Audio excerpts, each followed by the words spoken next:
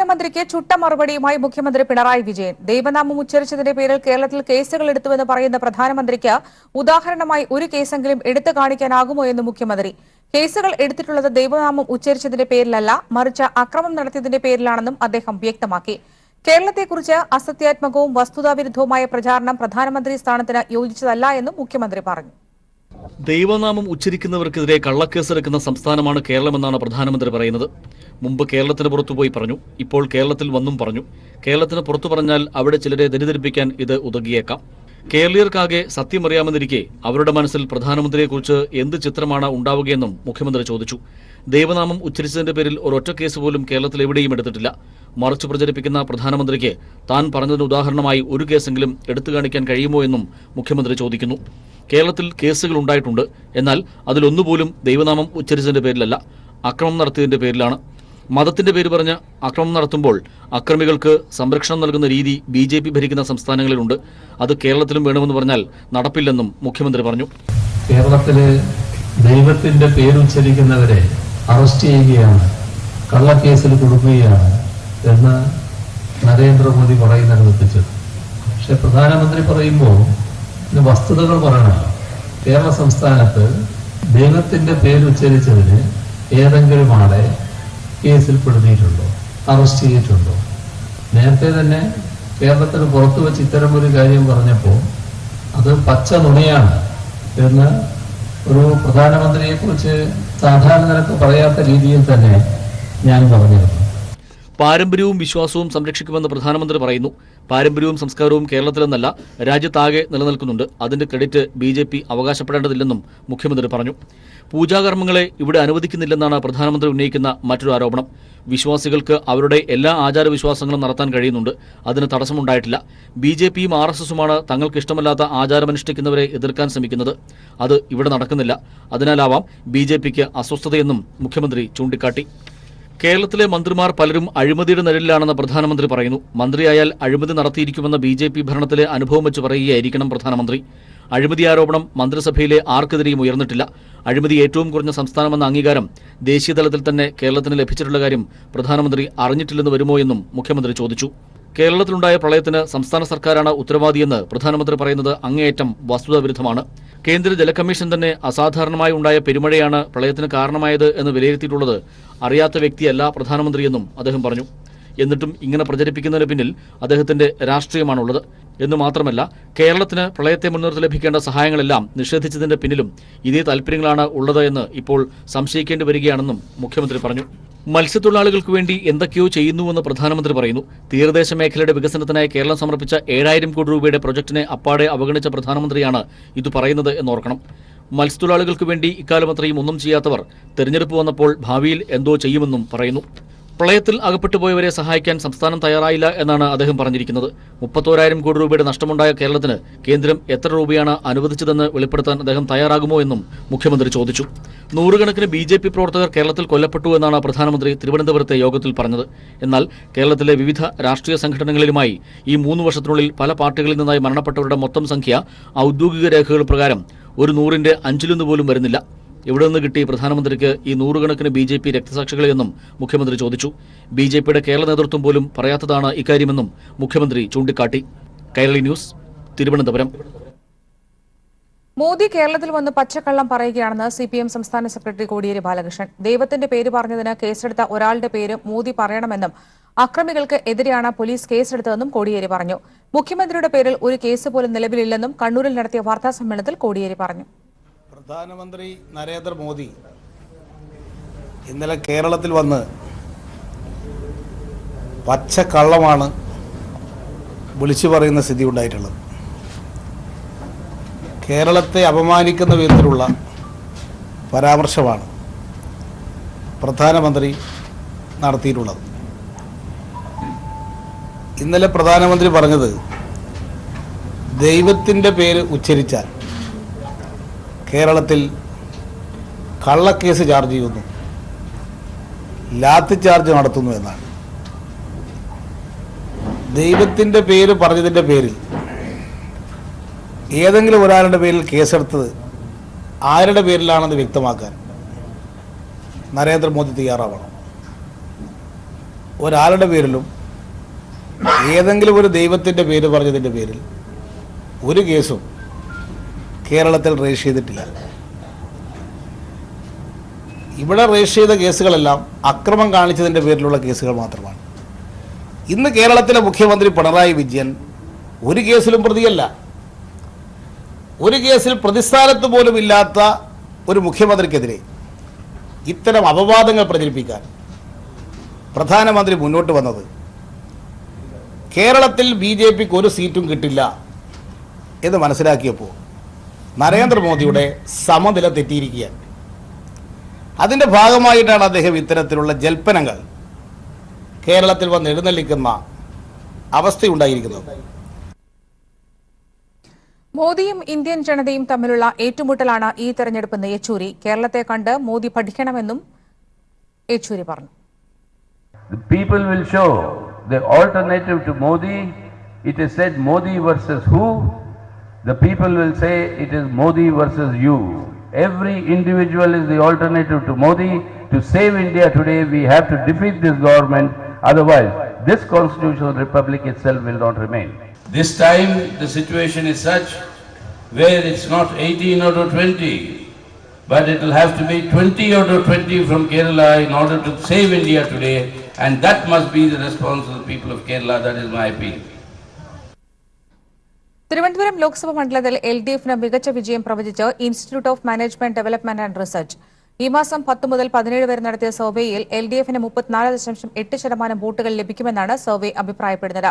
NDA 2ാം സ്ഥാനത്തും UDF 3ാം സ്ഥാനത്തും എത്തുമെന്നും survey പ്രവചിക്കുന്നു. കോഴിക്കോട് ACP വാഹിദിന്റെ നേതൃത്വത്തിൽ നടന്ന പ്രാഥമിക അന്വേഷണത്തിൽ ഒളിക്യാമറ ദൃശ്യങ്ങൾ കൃത്രിമമല്ലെന്ന് പറയുന്നു. ഇതിൽ കൂടുതൽ പരിശോധന ആവശ്യമാണ്. അതുകൊണ്ട് MK രാഘവനെതിരെ കേസെടുത്ത് അന്വേഷിക്കണം. ശബ്ദം എഡിറ്റ് ചെയ്തതാണോ എന്നടക്കമുള്ള കാര്യങ്ങളിൽ വിശദ പരിശോധന ആവശ്യമാണ്. Kannur range IG MR Ajith കുമാറാണ് DGP ലോക്നാഥ് ബെഹ്റയ്ക്ക് റിപ്പോർട്ട് സമർപ്പിച്ചത്. TV9 ഭാരത് വർഷ ചാനൽ നടത്തിയ ഒളിക്യാമറ ഓപ്പറേഷനിൽ CPIM ആണെന്ന രാഘവന്റെ ആരോപണത്തിൽ കഴമ്പില്ലെന്നും റിപ്പോർട്ട് പറയുന്നുണ്ട്. കേസെടുക്കുന്നത് സംബന്ധിച്ച് DGP ഡയറക്ടർ ജനറൽ ഓഫ് പ്രോസിക്യൂഷനിൽ നിന്ന് നിയമോപദേശം തേടി. നിയമോപദേശത്തിന്റെ അടിസ്ഥാനത്തിൽ തുടർ നടപടി ഉണ്ടാകും. MK രാഘവന്റെ ഒളിക്യാമറ ദൃശ്യങ്ങൾ പുറത്തുവിട്ട TV9 ഭാരതവർഷ ചാനൽ സംഘത്തിന്റെ മൊഴി അന്വേഷണ സംഘം ഡൽഹിയിലെത്തി രേഖപ്പെടുത്തിയിരുന്നു. ചാനൽ പുറത്തുവിട്ട വാർത്തയുടെ ഒറിജിനൽ ഫുട്ടേജും പോലീസ് ശേഖരിച്ചിട്ടുണ്ട്. കോഴിക്കോട്ട് വ്യവസായ സംരംഭത്തിനായി 15 ഏക്കർ ഭൂമി ആവശ്യപ്പെട്ടാണ് ചാനൽ സംഘം രാഘവനെ സമീപിച്ചത്. കമ്മീഷനായി 5 കോടി രൂപ നൽകാമെന്നും ഇവർ പറഞ്ഞു. സംഭാഷണവും ദൃശ്യങ്ങളും ഒളിക്യാമറയിൽ പകർത്തിയ സംഘം വാർത്ത പുറത്തുവിട്ടതോടെയാണ് MK രാഘവൻ വെട്ടിലായത്. AK ലതീഷ്, കോഴിക്കോട്. സാങ്കേതിക കാരണങ്ങളാൽ റിപ്പോർട്ട് മാറിപ്പോയതിൽ ഖേദിക്കുന്നു. തിരുവനന്തപുരം ലോക്സഭാ മണ്ഡലത്തിൽ LDFന് മികച്ച വിജയം പ്രവചിച്ച് institute of management development and research. LDFന് 34.8%, NDAക്ക് 32.3%, UDFന് 31% വോട്ടും ലഭിക്കുമെന്നാണ് സർവേ അഭിപ്രായപ്പെടുന്നത്. സർവേ അനുസരിച്ച് LDFന് മികച്ച വിജയമാണ് പ്രവചിക്കുന്നത്. NDA 2ാം സ്ഥാനത്തും UDF 3ാം സ്ഥാനത്തുമാണ്. തിരുവനന്തപുരം ലോക്സഭാ മണ്ഡലത്തിൽ ഉൾപ്പെട്ട 7 നിയമസഭാ മണ്ഡലങ്ങളിൽ നിന്നായി 1400 വോട്ടർമാരിൽ നിന്നാണ് അഭിപ്രായം സ്വീകരിച്ചത്. 51.8% പേരെ ഗ്രാമീണ മേഖലയിൽ നിന്നും 48.2% പേരെ പട്ടണപ്രദേശത്തു നിന്നുമാണ് സർവേക്കായി തെരഞ്ഞെടുത്തത്. കേന്ദ്ര സർക്കാരിന്റെയും സംസ്ഥാന സർക്കാരിന്റെയും നിലവിലെ MPയുടെയും പ്രവർത്തനങ്ങൾ അഭിപ്രായ വോട്ടെടുപ്പിൽ വിലയിരുത്തപ്പെട്ടു. കേന്ദ്ര സർക്കാരിന്റെ പ്രവർത്തനം മോശമാണെന്ന് 80.7% പേർ രേഖപ്പെടുത്തിയപ്പോൾ ഭരണ തുടർച്ച വേണമെന്നാവശ്യപ്പെട്ടവർ 22.9% പേർ മാത്രമാണ്. LDF സർക്കാരിന്റെ പ്രവർത്തനം മികച്ചതെന്നാണ് സർവേയിൽ കണ്ടെത്തിയത്. ശബരിമല വിഷയം തെരഞ്ഞെടുപ്പിനെ ബാധിക്കില്ലെന്നും ഭൂരിപക്ഷം പേരും രേഖപ്പെടുത്തി. ഡയറക്റ്റ് ആയിട്ടൊരു ക്വസ്റ്റ്യൻ ചോദിച്ചിരുന്നു, നിങ്ങൾ ആർക്കാണ് വോട്ട് ചെയ്യുന്നത്? LDFനാണോ, UDFനാണോ, NDAക്കാണോ? ഡയറക്റ്റ് ക്വസ്റ്റ്യനാണ്. ആ ചോദ്യത്തിന് ഉത്തരം പറഞ്ഞത് 34.8%, 34.8% LDFന് അനുകൂലമായും 32.3% NDAക്ക് അത് അനുകൂലമായും 31% UDFനും. ഏകദേശം എല്ലാം അടുപ്പിച്ചടുപ്പിച്ചാണ് നിൽക്കുന്നത്. അതുപോലെ തന്നെ സ്റ്റേറ്റ് ഗവൺമെൻറ്റിനെ പറ്റി, നിലവിലുള്ള MPയെ പറ്റി, അതുപോലെ വോട്ടിങ്ങിനെ എങ്ങനെ ബാധിക്കും എന്നുള്ള പ്രശ്നങ്ങൾ, അതുപോലെ തന്നെ റിലീജിയസ് ഹാർമോണി ആയിട്ടും അതുപോലെ ഡയറക്റ്റ് ആയിട്ടുള്ള ചോദ്യത്തിൻ്റെ ഡേറ്റ കൃത്യമായിട്ട് ഞാൻ ഇതിൻ്റെ കൂടെ അപ്പൻഡ് ചെയ്തിട്ടുണ്ട് എന്നൊക്കെ തരാൻ ഉദ്ദേശിച്ചു. ഇതാണ് ഈ സർവേയുമായിട്ട് ബന്ധപ്പെട്ടുള്ള റിസൾട്ട്സ്. നിലവിലുള്ള എംപിയുടെ പ്രവർത്തനം മോശമെന്നാണ് അഭിപ്രായ സർവേയിൽ പങ്കെടുത്ത ഭൂരിപക്ഷം പേരും രേഖപ്പെടുത്തിയത്. ഹൈക്കോടതി ബെഞ്ച്, വിമാനത്താവള സ്വകാര്യവൽക്കരണം, ഓഖി ദുരിതാശ്വാസ പ്രവർത്തനം തുടങ്ങിയ വിഷയങ്ങളിൽ നിലവിലെ എംപിയുടെ പ്രവർത്തനം മോശമെന്നായിരുന്നു വിലയിരുത്തൽ. കൈരളി ന്യൂസ്, തിരുവനന്തപുരം.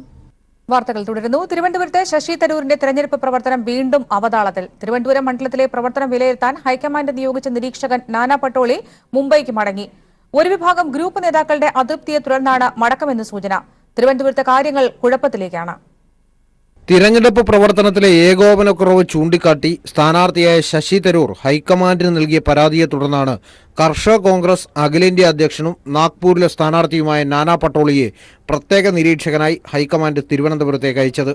പ്രവർത്തനങ്ങൾ ഏകോപിപ്പിക്കാനും തൽസ്ഥിതി റിപ്പോർട്ടുകൾ AICCക്ക് നൽകാനുമായിരുന്നു പട്ടോളിയെ ചുമതലപ്പെടുത്തിയത്. എന്നാൽ പട്ടോളിയുടെ വരവ് തിരുവനന്തപുരത്ത് വിപരീത ഫലമാണ് ഉണ്ടാക്കിയത്. പ്രവർത്തകരെ സംശയദൃഷ്ടിയിൽ നിർത്തിയാൽ എതിർഫലമുണ്ടാകുമെന്ന് ഒരു വിഭാഗം നേതാക്കൾ മുന്നറിയിപ്പ് നൽകി. തങ്ങളെ സംശയത്തിൽ നിർത്തി നിരീക്ഷിക്കാനാണ് പദ്ധതിയെങ്കിൽ സ്ഥാനങ്ങളിൽ തുടരില്ലെന്ന് ചിലർ നേതൃത്വത്തെ അറിയിച്ചു. ഒരു വിഭാഗം ഗ്രൂപ്പ് നേതാക്കൾ അതൃപ്തി അറിയിച്ചതോടെ പട്ടോളി മടങ്ങുകയായിരുന്നു. തിരുവനന്തപുരത്ത് കാര്യങ്ങൾ കുഴപ്പത്തിലേക്കാണ് നീങ്ങുന്നതെന്ന റിപ്പോർട്ട് നൽകിയ ശേഷമാണ് പട്ടോളിയുടെ മടക്കമെന്നാണ് സൂചന. പട്ടോളി നാളെ വയനാട്ടിലെത്തി പ്രിയങ്ക ഗാന്ധിയെ നേരിൽ കാണുന്നുണ്ട്. പോകും മുമ്പ് ശശി തരൂരുമായും നാനോ പട്ടോളി കൂടിക്കാഴ്ച നടത്തിയിരുന്നു. എന്നാൽ ആ കൂടിക്കാഴ്ചയുടെ വിശദാംശങ്ങൾ ലഭ്യമായിട്ടില്ല. തിരുവനന്തപുരത്തെ കോൺഗ്രസിന്റെ തെരഞ്ഞെടുപ്പ് പ്രവർത്തനങ്ങൾ തികച്ചും സങ്കീർണമാണെന്നാണ് കോൺഗ്രസ് നേതൃത്വത്തിന്റെ വിലയിരുത്തൽ. S. ജീവൻകുമാർ, കൈരളി ന്യൂസ്, തിരുവനന്തപുരം. സ്ത്രീത്വത്തെ അപമാനിച്ച നേതാക്കൾക്കെതിരെ നടപടിയില്ല. കോൺഗ്രസ് ദേശീയ വക്താവ് പ്രിയങ്ക ചതുർവേദി പാർട്ടിയിൽ നിന്ന് രാജിവെച്ചു. തൊട്ടുപിന്നാലെ പ്രിയങ്ക ശിവസേനയിൽ അംഗത്വമെടുത്തു. ചോരയും നീരും നൽകിയവരേക്കാൾ കോൺഗ്രസിന് ആവശ്യം ഗുണ്ടകളെയാണെന്ന് പ്രിയങ്ക കുറ്റപ്പെടുത്തി. ടോം വടക്കന്റെ രാജിയുടെ ക്ഷീണം മാറും മുൻപാണ് കോൺഗ്രസിന്റെ മാധ്യമമുഖമായ പ്രിയങ്ക ചതുർവേദിയുടെയും രാജി. തന്റെ സ്ത്രീത്വത്തെ അപമാനിച്ചവരെ സംരക്ഷിക്കുന്ന നിലപാട് കോൺഗ്രസ് ദേശീയ നേതൃത്വം തുടർന്നതോടെയാണ് രാജി. ഉത്തർപ്രദേശിലെ മധുരയിൽ വാർത്താ സമ്മേളനത്തിനിടെ നേതാക്കൾ പ്രിയങ്കയോട് അപമര്യാദയായി പെരുമാറിയിരുന്നു. സംഭവത്തിൽ ഏറെ സമ്മർദ്ദം ചെലുത്തി നടപടിയെടുപ്പിച്ചെങ്കിലും നടപടി നേരിട്ട 8 കോൺഗ്രസ് നേതാക്കളെയും ഉടൻ പാർട്ടിയിൽ തിരിച്ചെടുത്തു. ഇതോടെയാണ് രാജിവെക്കാനുള്ള തീരുമാനം. ചോരയും നീരും നൽകിയവരേക്കാൾ കോൺഗ്രസിന് ആവശ്യം ഗുണ്ടകളെയാണെന്ന് പ്രിയങ്ക കുറ്റപ്പെടുത്തി. But there was never a doubt in my mind that if that decision did not have come my way, it will lead to any bitterness. That was never the reason. The reason has always been that when we talk about women empowerment, when we talk about women's safety, when we talk about women's issues, then we have to live by them within your house and outside. And I can just tell you one example. As a woman, if a family member, let's say sexually assaults you, I'm just giving an example to understand what a woman feels.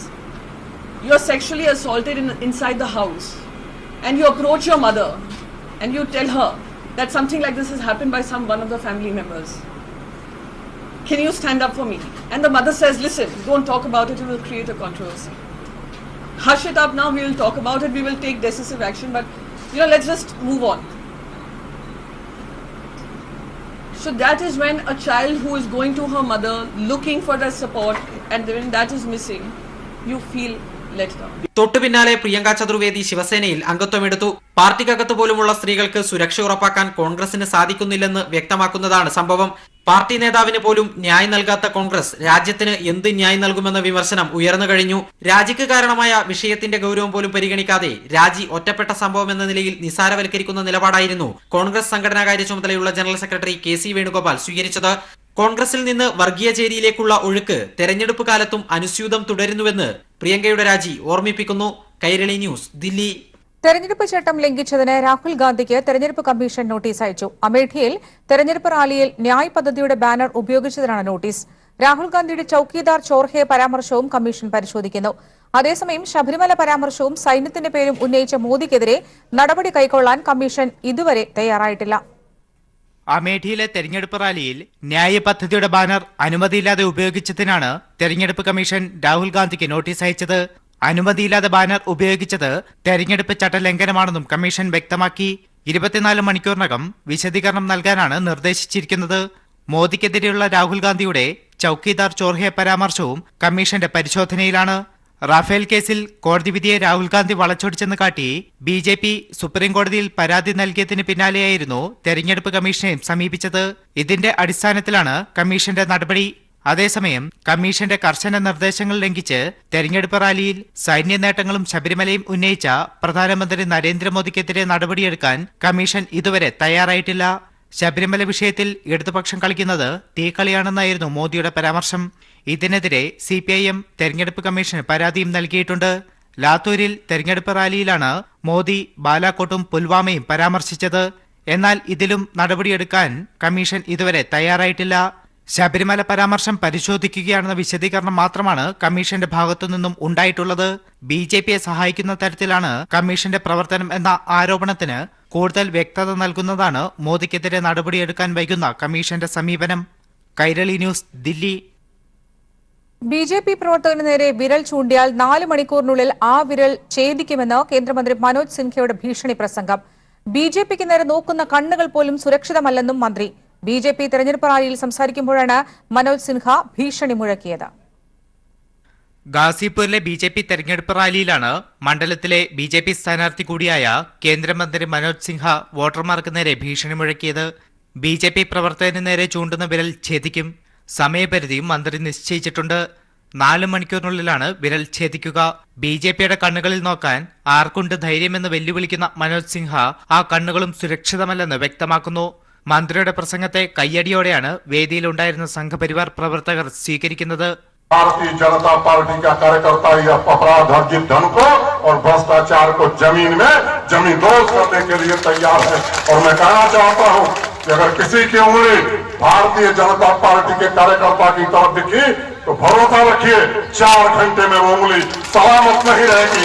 ये मैं आपको भरोसा देना चाहता हूँ। और इतनी ही बात कहता हुआ, कोई हो पूर्वांचल का अपराधी, किसी की औकात नहीं है कि गाजीपुर की सीमा में आकर के भारतीय जनता पार्टी के किसी कार्यकर्ता की तरफ आंख निगाह दिखाएगा तो वहां सलामत नहीं रहेगी। यही भरोसा देते हुए തെരഞ്ഞെടുപ്പ് പ്രചരണത്തിലുടനീളം വോട്ടർമാരെ ഭീഷണിപ്പെടുത്തുന്ന സംഘപരിവാർ ശൈലിയാണ് മന്ത്രിയും പിന്തുടർന്നത്. മതം പറഞ്ഞും സൈന്യത്തെ മോദി സൈന്യമെന്നും വിളിച്ചതിന് കേന്ദ്രമന്ത്രിമാർക്കും നേതാക്കൾക്കും തെരഞ്ഞെടുപ്പ് കമ്മീഷന്റെ താക്കീത് നൽകിയിട്ടും BJP നേതാക്കളുടെ ഭാഗത്തുനിന്നും ഭീഷണി പ്രസംഗം തുടരുകയാണ്. കൈരളി ന്യൂസ്, ദില്ലി.